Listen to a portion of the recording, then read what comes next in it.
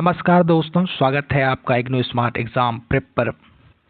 आज की इस वीडियो में हम BHIE 141 के 10 महत्वपूर्ण सवालों को डिस्कस करेंगे जो आपके जनवरी 2026 में आने की पूरी संभावना है। तो चलिए कॉपी और पेन उठाइए और बिना देरी के शुरुआत करते हैं। लेकिन उससे पहले आपसे यह अनुरोध है कि अगर पहली बार चैनल पर आप विजिट कर रहे हैं तो चैनल को सब्सक्राइब जरूर करिएगा, क्योंकि आपके सब्सक्राइब से हमें एक अच्छा मोटिवेशन मिलता है इस तरह की वीडियोस को लाने का। पहला सवाल सीधा 20 नंबर पक्का करने वाला है। अफीम युद्ध के कारण और परिणामों पर जो है इसमें हमें चर्चा करना है।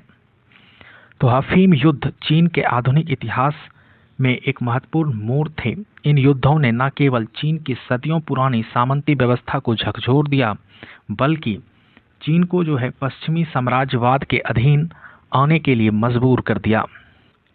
अब बात आता है कि ये युद्ध क्यों हुए। तो देखिए, इसके पीछे 4 प्रमुख कारण हैं। तो अफीम युद्धों का जो कारण था वह केवल अफीम का व्यापार नहीं था, बल्कि यह चीन और पश्चिम एशिया के बीच विश्व दृष्टि और आर्थिक नीतियों का टकराव था। तो आइए इन जो 4 कारणों को है उनको हम विस्तार से देखते हैं। पहला है व्यापार असंतुलन और अफीम का व्यापार। 18वीं और 19वीं सदी में चीन को ब्रिटिश वस्तुओं की बहुत कम आवश्यकता थी, जबकि यूरोप में चीनी, चाय, रेशम और मिट्टी के बर्तनों की भारी मांग थी। इस कारण चांदी का प्रवाह चीन की ओर होने लगा, जिससे ब्रिटिश ईस्ट इंडिया कंपनी को जो है घाटा होने लगा। तो ब्रिटिश ईस्ट इंडिया कंपनी ने इस घाटे को पूरा करने के लिए भारत में उत्पादित अफीम को अवैध रूप से चीन में तस्करी करना शुरू कर दिया, जिससे चीन में अफीम की लत एक राष्ट्रीय संकट बन गई। दूसरा कारण है कैंटन प्रणाली का विरोध। चीन ने विदेशी व्यापार को केवल कैंटन बंदरगाह तक ही सीमित रखा था। कैंटन जो है यह ग्वांझू प्रदेश को कहा जाता था। व्यापारियों को केवल कोहंग के माध्यम से ही व्यापार करना पड़ता था, और ये जो कोहंग है यह चीनी व्यापारियों का एक समूह होता था।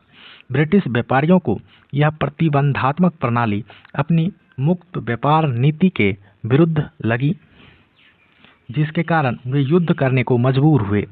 तीसरा कारण है कूटनीतिक समानता का अभाव। चीनी साम्राज्य स्वयं को मध्य साम्राज्य मानता था और विदेशी दूतों को अपने समकक्ष स्वीकार करने के लिए तैयार नहीं था। ब्रिटेन ने राजनयिक संबंधों में समानता और एक स्वतंत्र दूतावास की मांग की, जिसे चीनी सम्राट ने ठुकरा दिया, जिससे दोनों पक्षों के बीच तनाव बढ़ गया। और चौथा कारण जो है वह तात्कालिक कारण है, वह लीन जैक्सू का अभियान को माना जाता है। 1839 में चीन सम्राट द्वारा भेजे गए विशेष आयुक्त लीन जैक्सू ने कैंटन में भारी मात्रा में ब्रिटिश अफीम को जब्त करके नष्ट कर दिया।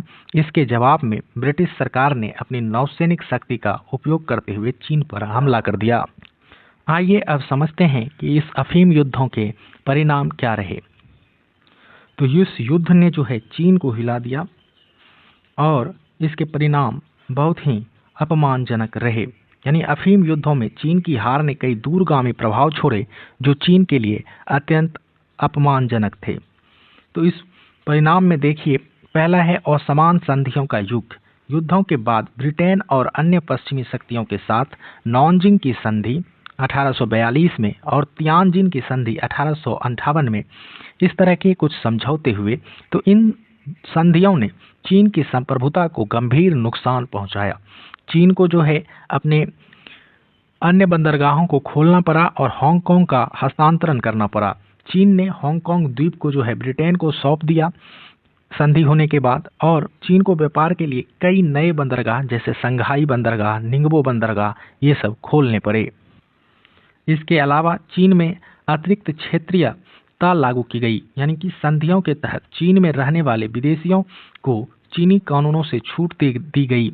यदि कोई ब्रिटिश नागरिक अपराध करता था तो उस पर चीनी कानून के बजाय ब्रिटिश कानून लागू होता था।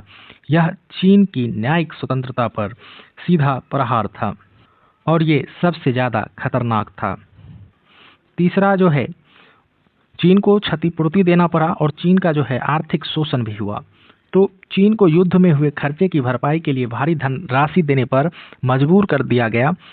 इससे चीन का खजाना खाली हो गया और जनता पर करों का बोझ बढ़ गया। इसके साथ साथ मिशनरी गतिविधियों को भी यहाँ पर अनुमति दी गई। तो संधियों ने ईसाई मिशनरियों को चीन के आंतरिक हिस्सों में जाकर धर्म प्रचार करने की स्वतंत्रता दी। इससे चीन की पारंपरिक कन्फ्यूशियावादी संस्कृति के साथ सांस्कृतिक टकराव बढ़ा। इसके साथ साथ जो है चीन में राजनीतिक पतन की भी शुरुआत हुई। तो चीन की जो युद्धों में हार हुई, इसने चिंग राजवंश की अजेयता के मिथक को तोड़ दिया। इस हार ने चीनी समाज में एक गहरा असंतोष पैदा किया, जिससे आगे चलकर ताइपिंग विद्रोह और अंततः 1911 की क्रांति के लिए वैचारिक आधार तैयार हुआ।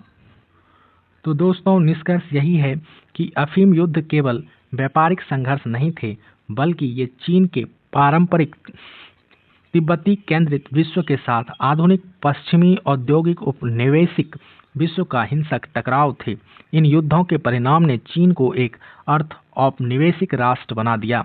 ये युद्ध चीनी राष्ट्रवाद के उदय और एक आधुनिक राष्ट्र राज्य के निर्माण की प्रक्रिया के उत्प्रेरक साबित हुए। यानी कहा यही जा सकता है कि अफीम युद्ध ने चीन को जो है एक अर्ध औपनिवेशिक देश बनाया। और यहाँ पर जो अफीम युद्ध था, यह व्यापारिक संघर्ष नहीं था, बल्कि इसने चीन में राष्ट्रवाद के उदय की प्रक्रिया को तेज कर दिया। अगर एग्जाम में यह सवाल आए तो आप अर्ध औपनिवेशिक और साम्राज्यवाद जैसे शब्दों का इस्तेमाल करना मत भूलिएगा, नंबर पक्के मिलेंगे। दोस्तों, अफीम युद्ध के बाद चीन में एक और तूफान आया, जो कि ताइपिंग विद्रोह था। तो आइए अपने दूसरे सवाल को देखते हैं। यह है ताइपिंग विद्रोह की विशेषता। इसकी तिहरी या त्रिस्तरीय या त्रिमुखी प्रकृति थी, यानी राष्ट्रीय, धार्मिक और सामाजिक। इसकी व्याख्या कीजिए। तो ताइपिंग विद्रोह की जो प्रकृति थी वो 3 मूर्ति थी, यानी कि यहाँ पर राष्ट्रीयता भी था, धार्मिकता भी था और सामाजिक आयाम भी था। तो आइए इसके बारे में चर्चा करते हैं।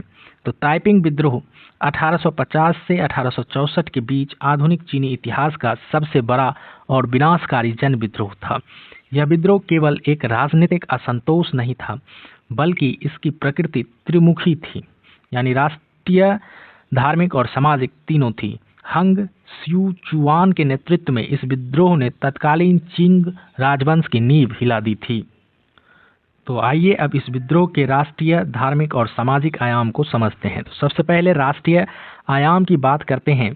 तो ताइपिंग विद्रोह का एक प्रमुख उद्देश्य मैंचू शासन का विरोध करना था। इसे राष्ट्रीय विद्रोह के रूप में या राष्ट्रीय विरोध के रूप में देखा जा सकता है। यहाँ पर जो है जातीय विरोध भी था। ताइपिंग आंदोलन मुख्य रूप से हान चीनी लोगों द्वारा संचालित था, जो विदेशी मूल के मैंचू यानी चिंग शासकों को बर्बर और अवैध मानते थे। उन्होंने मैंचू को मारो, चीन को पुनर्जीवित करो का नारा दिया।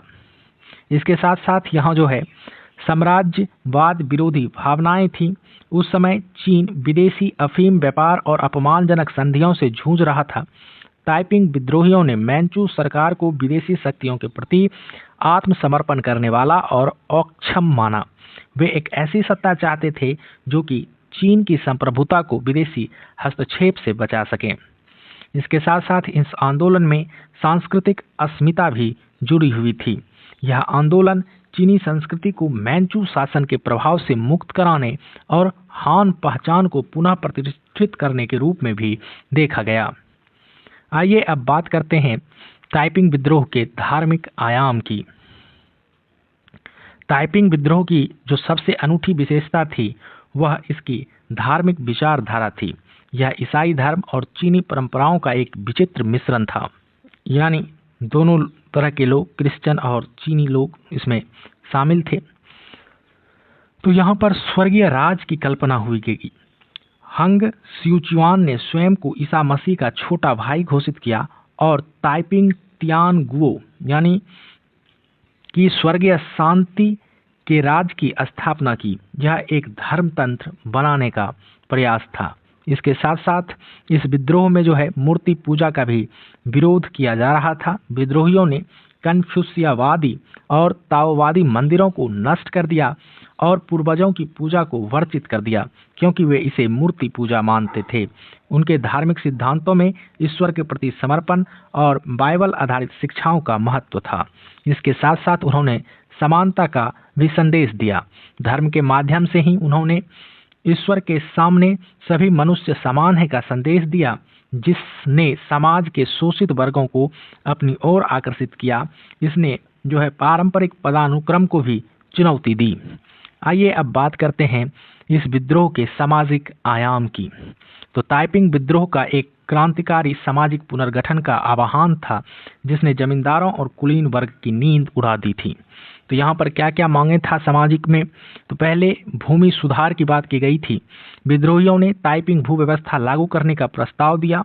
तो ताइपिंग भू व्यवस्था के तहत जमीन का पुनर्वितरण परिवार की आवश्यकता के अनुसार किया जाना था, ताकि अमीर और गरीब का अंतर समाप्त हो सके। इसके साथ इन्होंने लैंगिक समानता की बात की, यानी यह ताइपिंग विद्रोह का सबसे आधुनिक पहलू था। उन्होंने पैर बांधने की कुप्रथा का विरोध किया, महिलाओं को शिक्षा के अवसर दिए और उन्हें प्रशासनिक तथा सैन्य पदों पर नियुक्त किया। यह उस समय के कट्टरपंथी चीनी समाज के लिए एक क्रांतिकारी कदम था। इसके साथ उन्होंने जन जीवन का अनुशासन जैसे मुद्दों पर बात की। उन्होंने अफीम सेवन, जुआ, वेश्यावृत्ति और शराब पूरी तरह प्रतिबंध लगा दिया। उनका उद्देश्य एक अत्यंत अनुशासित और नैतिक समाज का निर्माण करना था।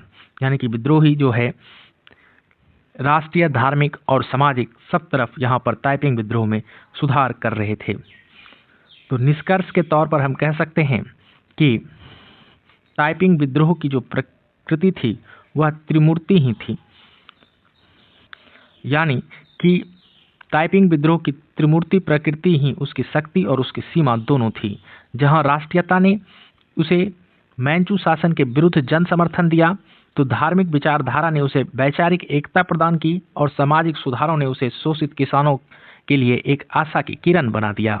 हालांकि इन तीनों पहलुओं के बीच संतुलन नहीं बन पाया और पारंपरिक चीनी कुलीन वर्ग द्वारा विद्रोह के विरुद्ध एकजुट हो जाने के कारण अंततः यह आंदोलन विफल हो गया। फिर भी ताइपिंग आंदोलन ने चीन में चिंग राजवंश की कमजोरी को उजागर कर दिया और भविष्य की 1911 की क्रांति के लिए एक वैचारिक पृष्ठभूमि तैयार किया। तो दोस्तों, हमने अभी तक 2 प्रश्न देख लिए हैं। उम्मीद है कि आप इन प्रश्नों को समझ पा रहे होंगे। चलिए अब तीसरे महत्वपूर्ण प्रश्न पर चलते हैं। इसको ध्यान से समझिएगा। तो हमारा तीसरा प्रश्न है, संयुक्त मोर्चे के गठन के क्या कारण थे? गुओमिंडोंग और चीन के साम्यवादी दल के बीच अलगाव के कारण पर चर्चा कीजिए। तो दोस्तों, अब हम एक बहुत ही दिलचस्प राजनीतिक मोड़ पर आ गए हैं, जो है संयुक्त मोर्चा।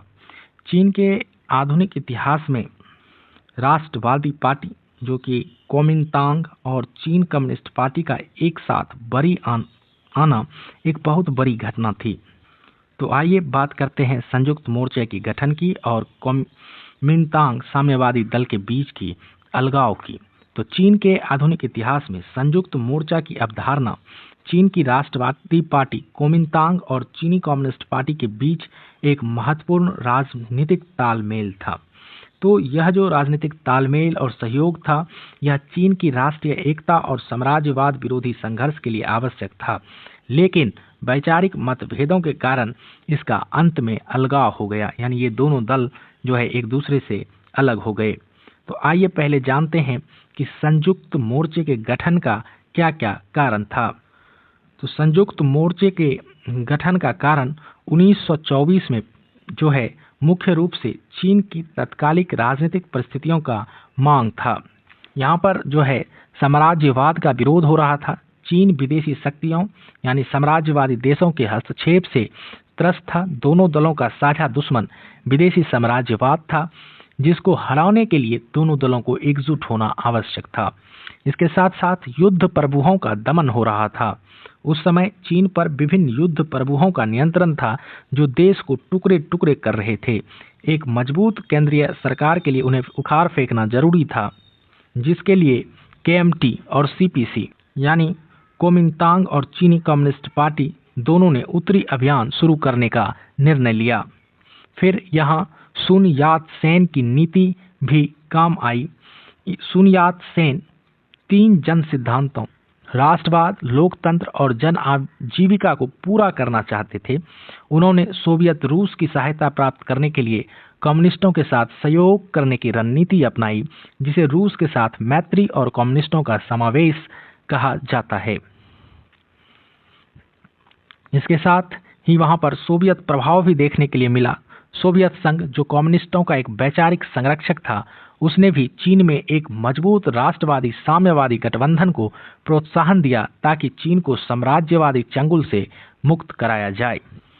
मगर यह एकता ज्यादा दिन तक नहीं चली। इनके बीच अलगाव की गहरी खाई थी। तो आइए अब जानते हैं कोमिंतांग और कम्युनिस्ट पार्टी के बीच अलगाव के कारण।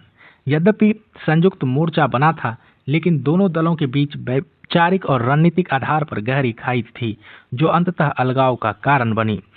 तो इन कारणों में पहला है वैचारिक कट्टरता।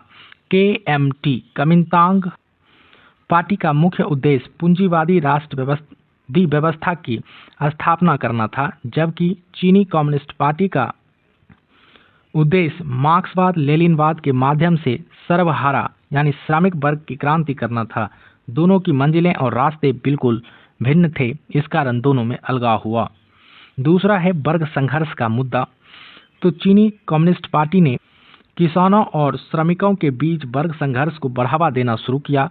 वे जमींदारों और पूंजीपतियों के खिलाफ थे। दूसरी ओर KMT यानी कोमिंतांग पार्टी का आधार स्वयं जमींदार, व्यापारी और शहरी मध्यम वर्ग था। जब कम्युनिस्ट ने ग्रामीण क्षेत्रों में जमींदारों के खिलाफ आंदोलन शुरू किया, तो KMT नेतृत्व के लिए यह बर्दाश्त से बाहर हो गया था। तीसरा कारण है चियांग काई शेक का सत्ता मोह। 1925 में सुन यात सेन की मृत्यु के बाद चियांग काई शेक ने पार्टी की कमान संभाली। वह एक रूढ़िवादी सैन्य नेता थे और कम्युनिस्टों के बढ़ते प्रभाव से भयभीत थे। उन्होंने कम्युनिस्टों को अपनी सत्ता के लिए खतरा माना, जिससे उनमें और अलगाव आया। चौथा कारण है उत्तरी अभियान के दौरान अविश्वास। जैसे जैसे उत्तरी अभियान सफल होता गया, कम्युनिस्टों का प्रभाव श्रमिक यूनियनों और किसानों के बीच बढ़ता चला गया। संघाई और वुहान जैसे औद्योगिक केंद्रों में कम्युनिस्ट समर्थित हड़तालों ने KMT के पूंजीपति समर्थकों को डरा दिया। इसके साथ जो सबसे महत्वपूर्ण था वह था 1927 का संघाई नरसंहार। तो यह अलगाव का चरमोत्कर्ष था। 1927 में चियांग काई शेक ने संघाई में कम्युनिस्टों और उनके ट्रेड यूनियन समर्थकों के खिलाफ हिंसक दमन अभियान चलाया, जिसे संघाई नरसंहार कहा जाता है। इसके बाद उन्होंने कम्युनिस्टों को पार्टी से बाहर कर दिया और देश भर में उनकी धरपकड़ शुरू कर दी। इस घटना ने संयुक्त मोर्चे को पूरी तरह नष्ट कर दिया और चीन में गृह युद्ध की शुरुआत हो गई। और अंततः कम्युनिस्टों को सत्ता में आने की भूमिका भी यहीं से तैयार हुई। तो आइए अब इसके निष्कर्ष की बात करते हैं। तो प्रथम संयुक्त मोर्चा का पतन केवल एक राजनीतिक गठबंधन का अंत नहीं था, बल्कि यह चीन की 2 विभिन्न विचारधाराओं के बीच एक अनिवार्य संघर्ष था। जहां संयुक्त मोर्चा का गठन चीन की राष्ट्रीय संप्रभुता को बचाने के लिए हुआ था, वहीं अलगाव इस बात का प्रमाण था कि वर्ग हितों और वैचारिक कट्टरता के आगे राष्ट्रीय एकता गौण हो गई थी। यह अलगाव ही वह कारण बना जिसने आगे चलकर चीन में लंबे समय तक चलने वाले भीषण गृह युद्ध और अंततः कम्युनिस्टों के सत्ता में आने की भूमिका तैयार कर दी। चलिए अब चौथे सवाल पर चलते हैं। चीन के साम्यवादी दल के उदय एवं उसकी गतिविधियों पर एक निबंध लिखना है। तो दोस्तों, जैसा कि हमने पिछले सवाल में देखा कि कैसे कोमिंतांग और कम्युनिस्ट पार्टी के बीच खूनी अलगाव हुआ और गृह युद्ध की शुरुआत हुई, लेकिन इस मुश्किल दौर से निकलकर चीनी साम्यवादी दल यानी CPC सत्ता तक कैसे पहुंचा, चलिए अब समझते हैं चीन के साम्यवादी दल के उदय और उसकी गतिविधियों का पूरा सफर। तो आइए बात करते हैं चीन के साम्यवादी दल का उदय और गतिविधियां, जिसमें हम उसका एक ऐतिहासिक विश्लेषण देखेंगे। तो चीन की कम्युनिस्ट पार्टी का उदय 20वीं सदी की विश्व की राजनीति की सबसे महत्वपूर्ण घटनाओं में से एक है। यह दल न केवल एक राजनीतिक संगठन था, बल्कि एक क्रांतिकारी आंदोलन था जिसने चीन की सामाजिक, आर्थिक और राजनीतिक संरचना को पूरी तरह बदल दिया। तो सबसे पहले साम्यवादी दल का उदय 1921 में हुआ। तो चीन में जो है कम्युनिस्ट पार्टी का उदय कोई आकस्मिक घटना नहीं थी। यह बौद्धिक मंथन और मई चौथा आंदोलन जो 1919 में हुआ था उसी की परिणति थी। बौद्धिक प्रेरणा। प्रथम विश्व युद्ध के बाद जो है चीनियों का मोह भंग हुआ और 1917 की रूसी क्रांति की सफलता ने चीनी बौद्धजीवियों को मार्क्सवाद और लेनिनवाद की तरफ आकर्षित किया। तो फिर जुलाई 1921 में संघाई में चीनी कम्युनिस्ट पार्टी की स्थापना हुई। इसमें चेन डुक्सियो और ली दझाओ जैसे प्रमुख बुद्धिजीवी शामिल थे। शुरुआत में यह जो है एक छोटा समूह था, लेकिन इसने बहुत जल्द मजदूर वर्ग और किसानों के बीच अपना प्रभाव जमाना शुरू कर दिया था।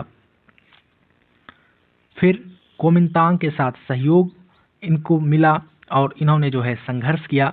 तो शुरुआती वर्षों में सीपीसी ने सुन यात सेन की राष्ट्रवादी पार्टी कोमिंतांग के साथ प्रथम संयुक्त मोर्चा बनाया। फिर यहाँ पर जो है इन्होंने असहयोग और दमन में भी भूमिका निभाई।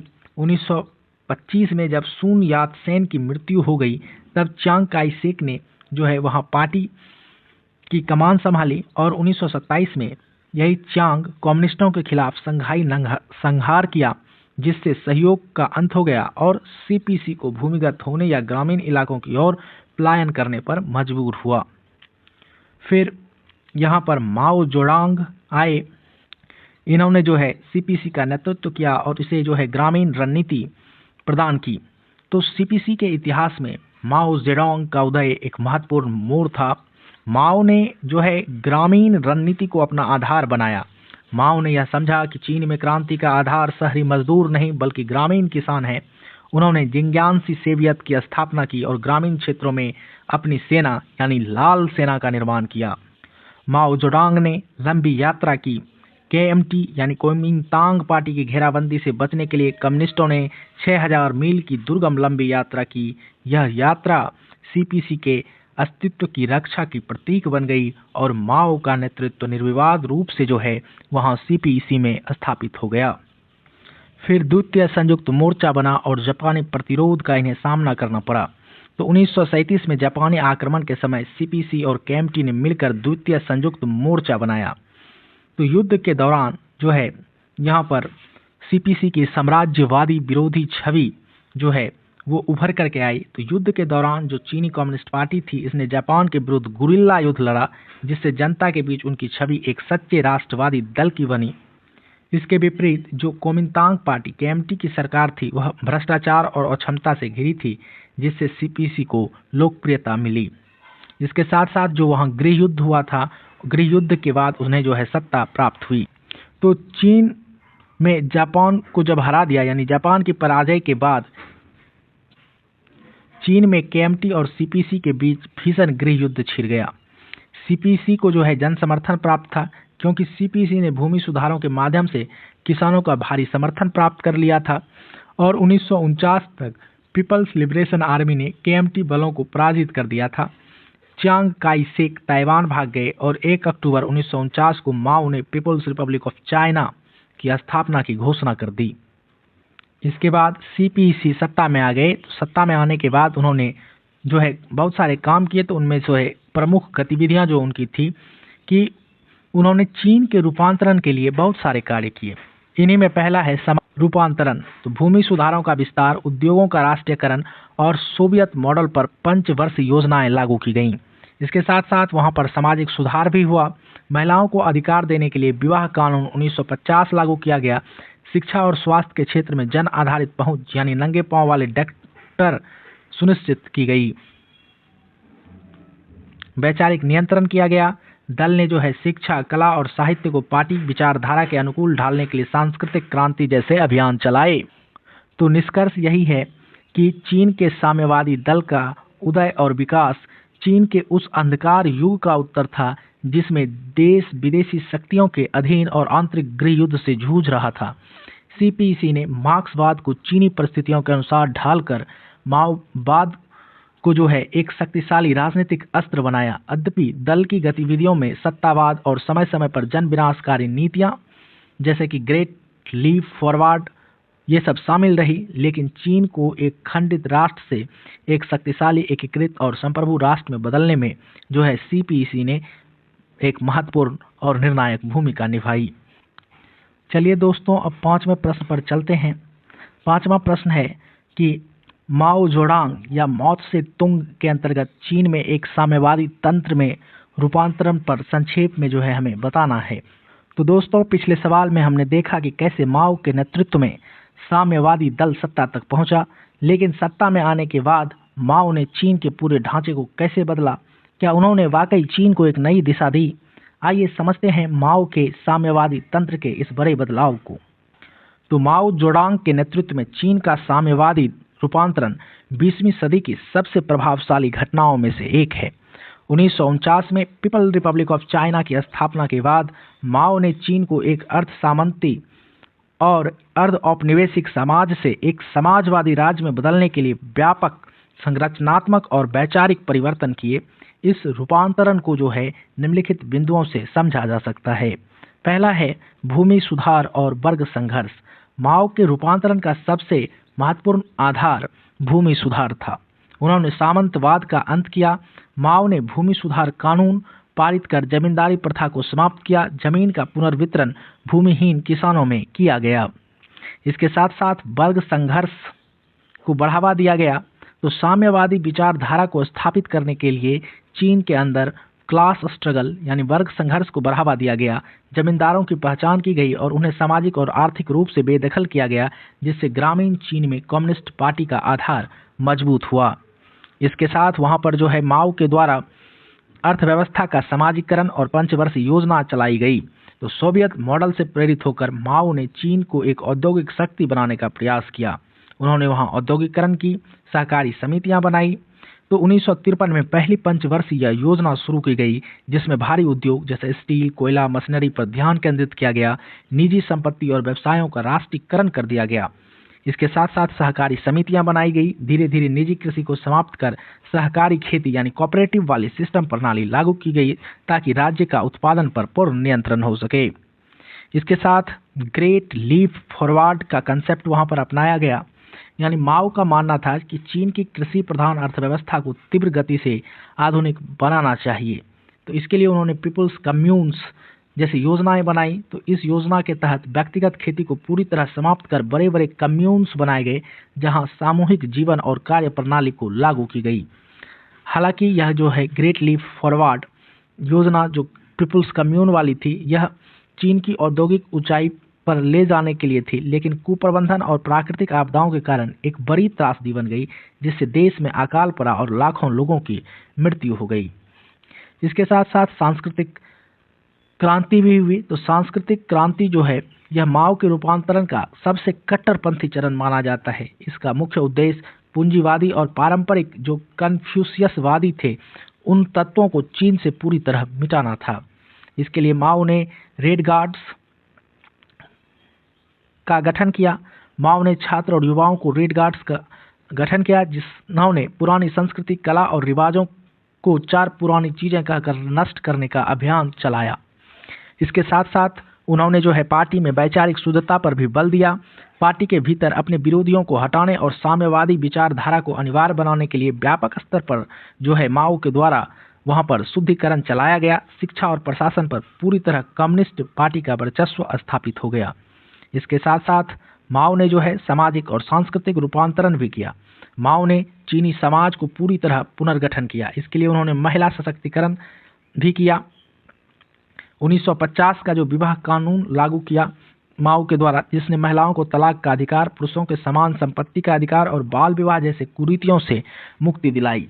शिक्षा और स्वास्थ्य के क्षेत्र में जो है भी माओ के द्वारा काम किया गया, यानी साक्षरता दर बढ़ाने और गांवों तक बुनियादी स्वास्थ्य सुविधा पहुंचाने के लिए नंगे पांव वाले डॉक्टर जैसे नवाचार शुरू किए गए। विचारधारात्मक नियंत्रण किया गया। चीन में माओ का लिटिल रेड बुक हर व्यक्ति के लिए अनिवार्य पठन सामग्री बन गया, जिससे समान जो है विचारधारा में पूरे समाज को बांध दिया गया। तो निष्कर्ष यही है कि माओ जोडांग के अधीन जो है चीन का साम्यवादी रूपांतरण एक विरोधाभासी यात्रा रही, एक और इसने चीन को बाहरी साम्राज्यवाद से मुक्ति दिलाई, जमींदारी का अंत किया और महिलाओं को सामाजिक अधिकार दिए, तो वहीं दूसरी ओर ग्रेट लीप फॉरवर्ड और सांस्कृतिक क्रांति जैसी नीतियों ने भारी मानवीय क्षति और आर्थिक अस्थिरता भी उत्पन्न की। तो इग्नू के जो बुक है इसकी दृष्टि से यह स्पष्ट है कि माओ ने जो है चीन को एक बिखरे हुए राष्ट्र से एक संगठित केंद्रीय सत्ता वाले समाजवादी राज्य के रूप में स्थापित किया, जिसने आधुनिक चीन की नींव रखी। दोस्तों, माओ के शासन को समझने के बाद अब हमें चीन के इतिहास के दो ऐसे पहलुओं को जानना जरूरी है जिन्होंने वहां की राजनीति और अर्थव्यवस्था को गहराई से प्रभावित किया। एक है युआन सिकाई और दूसरा है माओ का विवादास्पद प्रयोग ग्रेट लीप फॉरवर्ड। चलिए इन्हें संक्षिप्त में समझते हैं।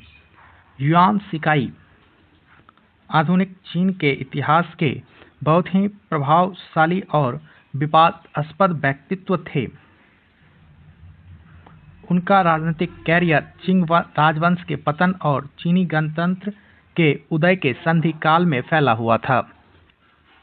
उनके करियर की जो मुख्य बातें हैं वो इस प्रकार हैं कि उन्हें जो है सैन्य शक्ति को आधार दिया।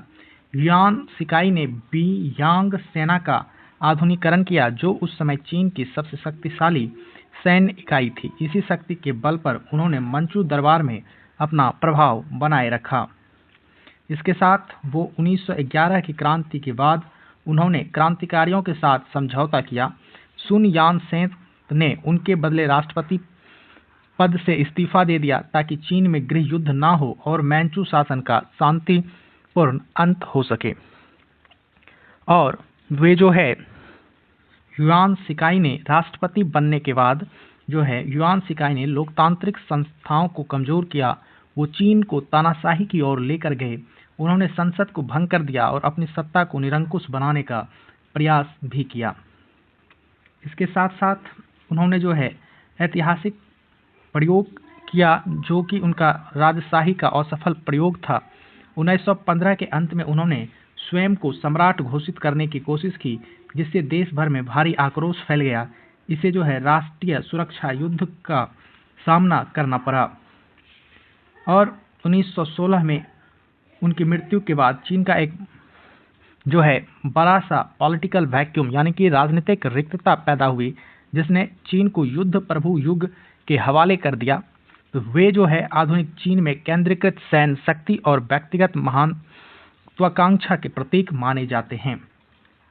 आइए अब समझते हैं ग्रेट लीप फॉरवर्ड के बारे में। तो ग्रेट लीप फॉरवर्ड माओ जेडुंग द्वारा चीन को एक कृषि प्रधान अर्थव्यवस्था से तीव्र औद्योगिक शक्ति में बदलने के लिए शुरू किया गया एक महत्वाकांक्षी आर्थिक और सामाजिक अभियान था। इस ग्रेट लीप फॉरवर्ड का मुख्य लक्ष्य जो है वह सोवियत संघ की मदद के बिना चीन को विशाल श्रम शक्ति का उपयोग करके कृषि और उद्योग दोनों क्षेत्रों में तेजी से उत्पादन बढ़ाना था। तो ग्रेट लीप फॉरवर्ड में पीपल कम्यून्स की नीति अपनाई गई। इस नीति के तहत पूरे देश को कम्यून्स यानी कि सामुदायिक क्षेत्रों में बांट दिया गया। यहाँ निजी संपत्ति को समाप्त कर दिया गया। रसोई, बच्चों की देखभाल और खेती को जो है सामूहिक कर दिया गया। माओ ने गांवों को बैकयार्ड फर्नेस यानी पिछवाड़े के भट्टी के माध्यम से स्टील उत्पादन को प्रोत्साहित किया ताकि औद्योगिक उत्पादन बढ़ाया जा सके। लेकिन माओ का यह जो अभियान है अत्यंत असफल रहा। पिछवाड़े की भट्टियों में बना लोहा निम्न गुणवत्ता का था और सामूहिक कृषि के कुप्रबंधन ने चीन में विनाशकारी अकाल को जन्म दिया। परिणाम स्वरूप चीन में जो अकाल आया, इस अकाल में अनुमानतः 2 से 4 करोड़ लोगों की मृत्यु हुई। इस विफलता के कारण माओ को कुछ समय के लिए सत्ता से पीछे हटना पड़ा और चीन की अर्थव्यवस्था को पुनर्गठित करना पड़ा। यह घटना चीनी साम्यवाद के इतिहास में एक सबसे बड़े सबक के रूप में देखी जाती है।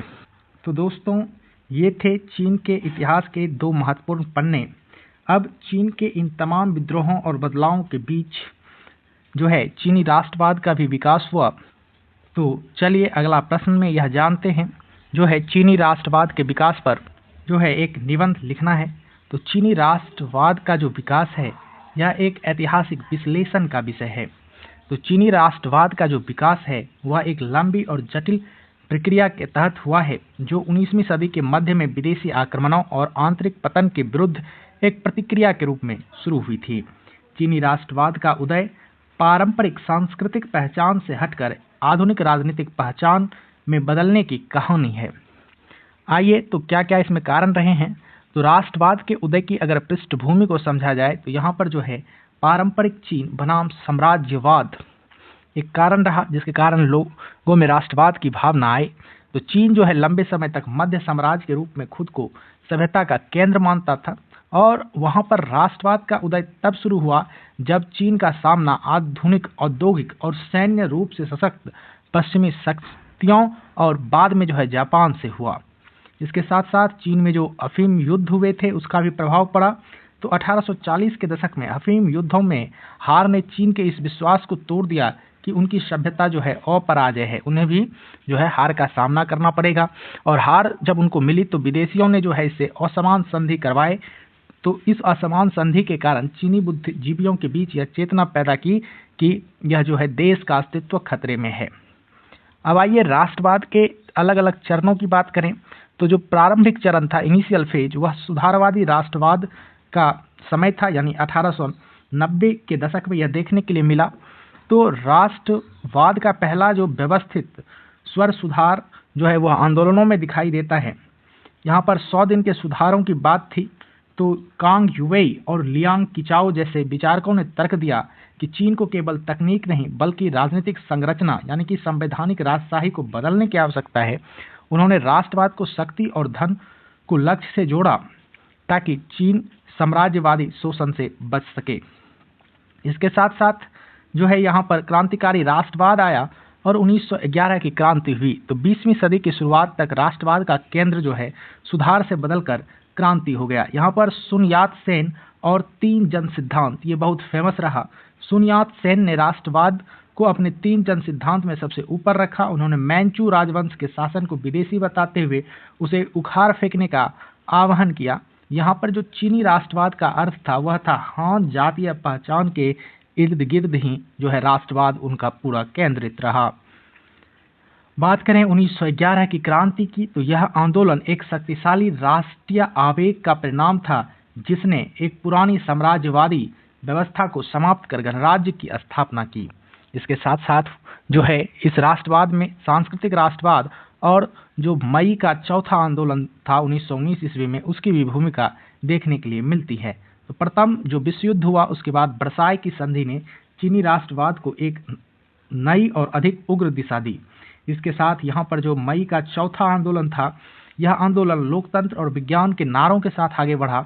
इसने केवल विदेशी सत्ता का ही नहीं बल्कि चीन की पुरानी कन्फ्यूशियसवादी मान्यताओं का भी विरोध किया, जिसने राष्ट्रीय बुद्धिजीवियों ने चीन के पिछड़ेपन का कारण माना था। इसके साथ वहाँ के लोगों में जो है इस दौरान बौद्धिक जागरण हुआ, यानी इस समय में चीन में एक आधुनिक राष्ट्रीय भाषा का विकास हुआ जिससे राष्ट्रवाद का विचार आम जनता तक पहुंचा। इसके साथ जब राष्ट्रवाद अब जन आधारित राष्ट्रवाद हो गया तो इस पर जो है मार्क्स का भी प्रभाव देखने के लिए मिलता है। तो आइए बात करते हैं जन आधारित राष्ट्रवाद और मार्क्सवादी प्रभाव का। तो 1920 के दशक के बाद चीनी राष्ट्रवाद का जो है स्वरूप वह बदल गया। KMT और CPC दोनों पार्टी ने अपने अपने तरीके से राष्ट्रवाद की व्याख्या की। उन्होंने जो है साम्राज्यवाद विरोधी तर्क दिए। 1930 के दशक में जापानी आक्रमण ने चीनी में राष्ट्रवाद को एक अस्तित्व रक्षा के संघर्ष में बदल दिया। मौ से तुंग ने नेतृत्व में कम्युनिस्टों ने किसानों को राष्ट्रवादी आंदोलन में शामिल कर एक व्यापक जन आंदोलन बनाया जो आगे चलकर 1949 की क्रांति का आधार बना। तो निष्कर्ष के तौर पर हम कह सकते हैं कि चीनी राष्ट्रवाद का विकास केवल विदेशी सत्ता के विरुद्ध एक प्रतिक्रिया नहीं थी, बल्कि यह चीन के आधुनिक राष्ट्र राज्य के पुनर्गठन की प्रक्रिया थी। इसने एक ऐसी विचारधारा को जन्म दिया जिसने चीन को बिखरने से बचाया और उसे एक विकृत वैश्विक शक्ति के रूप में स्थापित किया। यह कहा जा सकता है कि चीन में राष्ट्रवाद ने निरंतर अपने स्वरूप को बदला, पहले एक जातीय पहचान के रूप में, फिर सांस्कृतिक पुनर्जागरण के रूप में और अंततः एक जन केंद्रित क्रांतिकारी शक्ति के रूप में। दोस्तों, उम्मीद है कि चीनी राष्ट्रवाद का यह सफर आपको स्पष्ट हो गया होगा। चलिए अब 8वें प्रश्न पर चलते हैं। 8वां प्रश्न है 1914 से 1919 की समय अवधि में चीन में प्रमुख राजनीतिक घटनाक्रमों पर संक्षेप पर चर्चा करना है। तो 1914 से 1919 चीन में राजनीतिक घटनाक्रम और परिवर्तन का युग रहा। 1914 से 1919 का कालखंड चीनी इतिहास में अत्यंत उथल-पुथल और संक्रमण का युग था। यह वह समय था जब 1911 की क्रांति के बाद स्थापित गणतंत्र अपनी जड़ें जमाने के लिए संघर्ष कर रहा था, जबकि साम्राज्यवादी शक्तियां और घरेलू सामंतवादी तत्व उसे कमजोर करने में लगे थे। तो आधुनिक जो चीन है उसके इतिहास के संदर्भ में इस काल के प्रमुख घटनाक्रम जो हैं इस प्रकार हैं। पहला है प्रथम विश्व युद्ध और चीन की तटस्थता का संकट। 1914 में प्रथम विश्व युद्ध की शुरुआत ने चीन की राजनीति को सीधे तौर पर प्रभावित किया। चीन ने शुरुआत में तटस्थता की घोषणा की, यानी ना इधर ना उधर, लेकिन देश के भीतर विदेशी शक्तियों का हस्तक्षेप जो है वहां बढ़ गया। शेंडोंग प्रांत में जर्मनी के कब्जे वाले क्षेत्र पर जापान ने कब्जा कर लिया, जिससे चीन की संप्रभुता को गंभीर चुनौती मिली।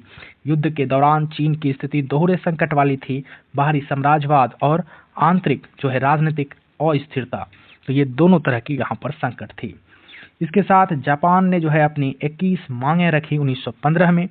तो 1915 में क्या हुआ, जापान द्वारा जो है चीन के ऊपर 21 मांगें थोपी गई, जो इस काल की सबसे विवादास्पद घटना थी। जापान ने चीन के समक्ष एक ऐसी शर्त रखी जो चीन को एक जापानी संरक्षित राज्य बनाने के समान थी। इन मांगों ने चीनी जनमानस में तीव्र राष्ट्रवादी आक्रोश पैदा कर दिया। यद्यपि वहां पर युआन शिकाई सरकार को दबाव में झुकना पड़ा, लेकिन इस घटना ने चीन में देशभक्ति की लहर को जन्म दिया और बाद में राजनीतिक आंदोलनों का जो है वहां पर चीन में आधार तैयार करने का काम किया। इसके बाद युआन शिकाई का जो है राजशाही पुनरुद्धार का प्रयास हुआ वहां पर। 1915 के अंत तक जो तत्कालीन राष्ट्रपति थे चीन के, युआन शिकाई, उन्होंने स्वयं को सम्राट घोषित करने का असफल प्रयास किया। यह 1911 की क्रांति के मूल सिद्धांतों के विरुद्ध था। इसके कारण परिणाम क्या हुआ कि देश भर में राष्ट्रीय सुरक्षा युद्ध छिड़ गया। दक्षिण और मध्य चीन के प्रांतीय सैन्य गवर्नरों ने विद्रोह कर दिया। भारी दबाव और जनविरोध के कारण युआन शिकाई को अपनी महत्वाकांक्षा छोड़नी पड़ी और 1916 में उनकी मृत्यु के साथ ही चीन में जो है एक बहुत बड़ा राजनीतिक खालीपन पैदा हो गया। इसके साथ साथ युद्ध प्रभु युग का उदय हुआ। 1916 में जब युआन शिकाई की मृत्यु हो गई तो केंद्रीय सरकार का नियंत्रण पूरी तरह समाप्त हो गया। देश के विभिन्न क्षेत्रीय कमांडरों और युद्ध प्रभुओं के जो है वो अलग अलग गुट में बट गए। यहाँ पर राजनीतिक विखंडन देखने के लिए मिला। यह युग जो है चीन के लिए अत्यंत विनाशकारी था, जहाँ व्यक्तिगत सेनाओं ने क्षेत्रों पर कब्जा कर लिया और आपस में ही लड़ना शुरू कर दिया। पेइचिंग में बैठी सरकार केवल नाम मात्र की सरकार थी, जबकि वास्तविक शक्ति इन्हीं सैन्य कमांडरों के ही हाथ में थी। फिर जो है 1919 के दौरान पेरिस में शांति सम्मेलन हुआ और जो है मई का चौथा आंदोलन हुआ। तो यह जो घटना थी 1919 की, यह सबसे महत्वपूर्ण घटना यहाँ पर मई के चौथे आंदोलन की थी। प्रथम विश्व युद्ध के बाद पेरिस शांति सम्मेलन में जब वर्साई की संधि हुई, जिसमें चीन की अपेक्षाओं को अनदेखा कर दिया गया। तो वर्साई की संधि क्या था, तो इसमें जो है जर्मनी के शेडोंग प्रांत के अधिकार जापान को दे दिए गए। यह चीन के लिए अपमानजनक था। फिर यहाँ से जो है मई आंदोलन हुआ। 4 मई 1919 को पेइचिंग के छात्रों ने विदेशी साम्राज्यवाद और चीन के अयोग्य सरकार के विरोध में बड़े पैमाने पर प्रदर्शन किया। यह केवल एक राजनीतिक आंदोलन नहीं था, बल्कि एक सांस्कृतिक और बौद्धिक क्रांति भी थी, जिसने नई सांस्कृतिक आंदोलनों को ऊर्जा दी। इससे चीनी बुद्धिजीवियों को लोकतंत्र, विज्ञान और मार्क्सवाद जैसे नए विचारों की ओर उन्मुख किया। तो निष्कर्ष यही है कि 1914 से 1919 का काल चीन के लिए जागृति का काल था, जहां एक और युद्ध प्रभुओं के कारण यानी कि सैन्य कमांडरों के कारण चीन का जो है राजनीतिक ढांचा छिन्न भिन्न हो रहा था, वहीं दूसरी ओर विदेशी आक्रमणों और आंतरिक विफलताओं ने जनता और युवाओं को संगठित होने के लिए मजबूर किया। इस अवधि ने स्पष्ट कर दिया कि पुराने तरीके और राजशाही के अवशेष चीन को नहीं बचा सकते। इसके साथ मई का जो चौथा आंदोलन था, इसने चीन के इतिहास में आधुनिक राष्ट्रवादी राजनीति और क्रांतिकारी विचारों के एक नए अध्याय की शुरुआत की।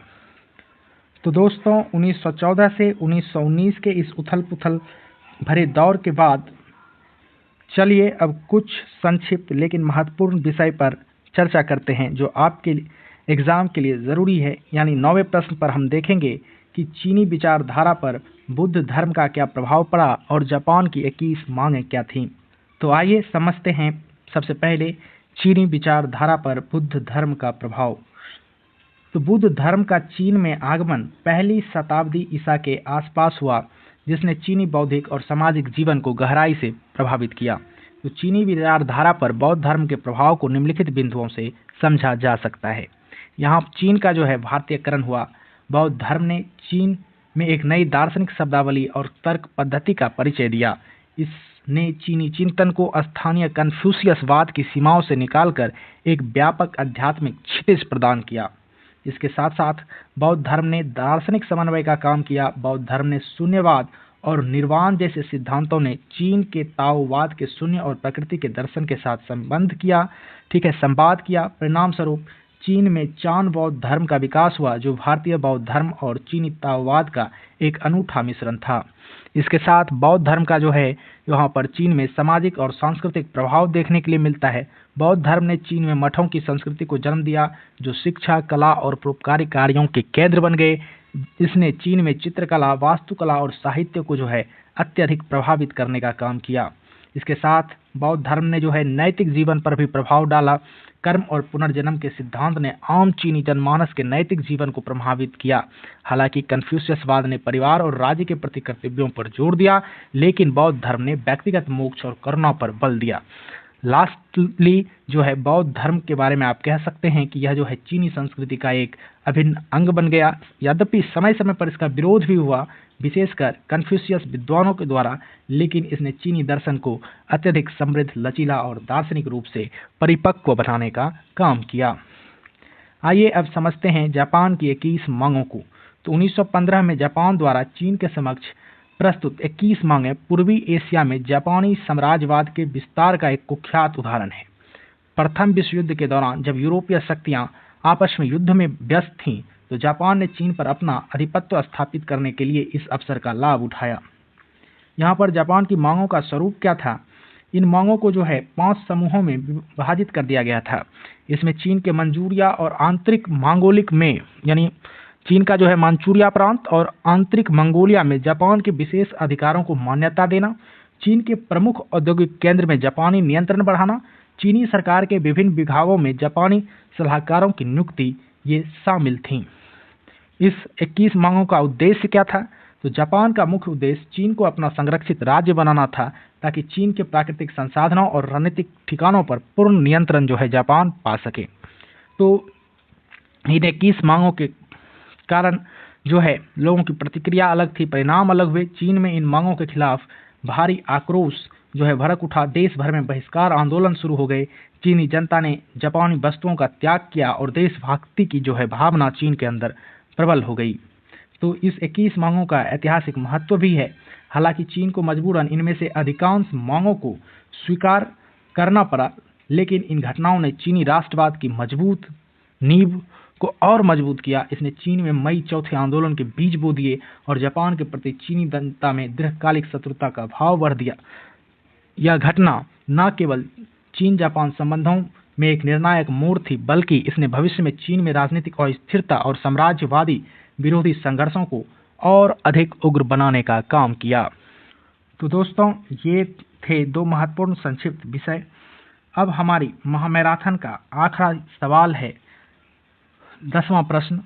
अब तक हमने युद्धों और आंदोलनों की बात की, लेकिन क्या आप जानते हैं इस पूरे दौर में चीन का पूंजीपति वर्ग एक बड़ी सामाजिक शक्ति के रूप में कैसे उभरा और 1911 की क्रांति ने उसमें क्या योगदान दिया? तो आइए समझते हैं कि चीन में कैसे पूंजीपति वर्ग एक सामाजिक शक्ति के रूप में उभरे। तो 19वीं और 20वीं सदी के उत्तरार्ध में, यानी 19वीं सदी लास्ट होने वाला था, 20वीं की सदी के स्टार्टिंग में चीन में जो है एक पूंजीपति वर्ग का उदय एक महत्वपूर्ण ऐतिहासिक घटना थी। यहाँ इस प्रक्रिया और 1911 की क्रांति का महत्वपूर्ण विवरण है। ये इसका रोल बहुत जो है रहा है। चीनी पूंजीपति वर्ग का उदय जो है एक सामाजिक शक्ति के रूप में हुआ, और यह उदय अचानक नहीं हुआ, बल्कि यह दशकों की सामाजिक आर्थिक प्रक्रियाओं का परिणाम थी। तो इस उदय के कारण में पहला जो है कारण है वह है विदेशी व्यापार और कॉम्प्राडोर वर्ग। तो शुरुआत में चीनी पूंजीपति वर्ग का एक बड़ा हिस्सा जो है वह कॉम्प्राडोर था। ये वे मध्यस्थ थे जो विदेशी व्यापारिक कंपनियों और चीनी व्यापारियों के बीच काम करते थे, यानी कि ये जो है मिलिट्रीज थे। विदेशी व्यापार के संपर्क में आने के बाद इन्होंने आधुनिक व्यापारिक तौर तरीके, बैंकिंग और प्रबंधन का अनुभव प्राप्त किया। बाद में इन्हीं में से कई लोगों ने विदेशी मॉडल पर स्वयं अपना उद्यम स्थापित किया। फिर स्वसुधार आंदोलन उसने वहां पर चीन में आधुनिक उद्योगों की नींव रखी। जो 1860 के दशक में शुरू हुआ स्वसुधार आंदोलन, उसने आधुनिक उद्योग की नींव रखी। सरकार ने सैन्य और औद्योगिक आधुनिकीकरण के लिए निजी व्यापारियों को प्रोत्साहित किया। सरकारी पर्यवेक्षण और व्यापारी प्रबंधन जैसी नीतियों के कारण कई निजी उद्यम पे, जिससे एक नए उद्यमी वर्ग को जगह मिली।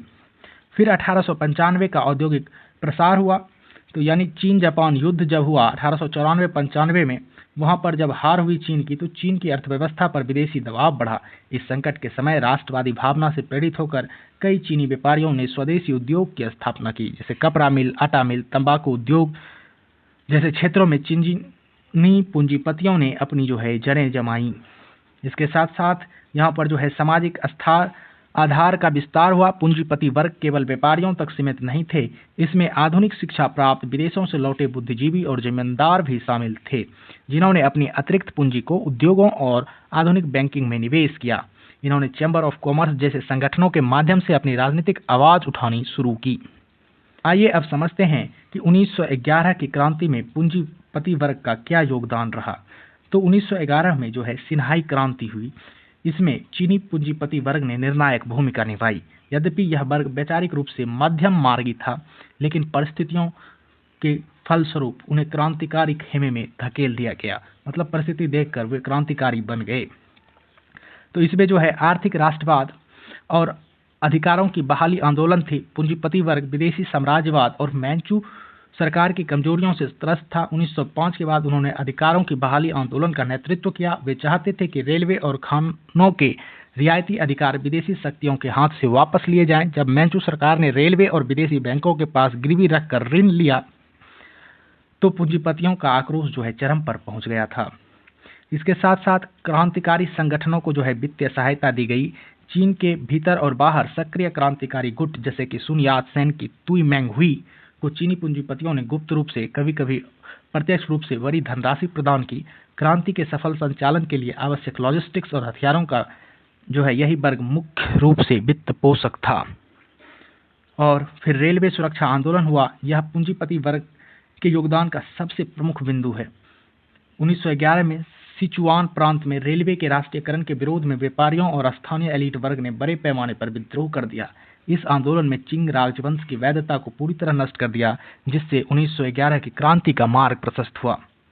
इसके साथ साथ प्रशासनिक और राजनीतिक रिक्तता को भरना का भी काम पूंजीपति वर्ग के द्वारा किया गया। तो क्रांति के दौरान और उसके तुरंत बाद जब स्थानीय स्तर पर चिंग प्रशासन ठप हो गया, तो कई शहरों में चैम्बर ऑफ कॉमर्स और पूंजीपतीय संगठनों ने व्यवस्था बनाए रखने, नागरिक प्रशासन के भी कार्य को संभाला। इसके बाद में पूंजीपति वर्ग ने नवगठित गणराज्य को वैधता प्रदान करने में सहयोग दिया। तो निष्कर्ष यही है कि चीनी पूंजीपति वर्ग ने सामाजिक शक्ति के रूप में न केवल आर्थिक आधुनिकीकरण का नेतृत्व किया, बल्कि साम्राज्यवाद विरोधी संघर्ष में भी महत्वपूर्ण भूमिका निभाई।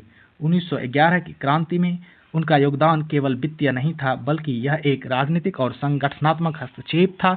हालांकि उनकी अपनी वर्गगत सीमाओं, यानी जैसे कि सामंतवाद के प्रति डर या स्थिरता की इच्छा के कारण वे क्रांति के बाद सत्ता में पूरी तरह सफल नहीं हो पाए, फिर भी आधुनिक चीन के निर्माण में पूंजीपतियों का योगदान अविस्मरणीय है। तो दोस्तों, इसी के साथ हमारी BHIC 141 की यह महामैराथन क्लास समाप्त होती है। आपने 10 सबसे महत्वपूर्ण सवालों को बखूबी तैयार कर लिया है। मुझे उम्मीद है कि यह वीडियो आपको एग्ज़ाम में अच्छा करने में मदद करेगी। वीडियो को लाइक और शेयर ज़रूर करें और इस इग्नू स्मार्ट एग्ज़ाम प्रेप के साथ अपनी तैयारी जारी रखें। All the best for your exam. मिलते हैं अगले वीडियो।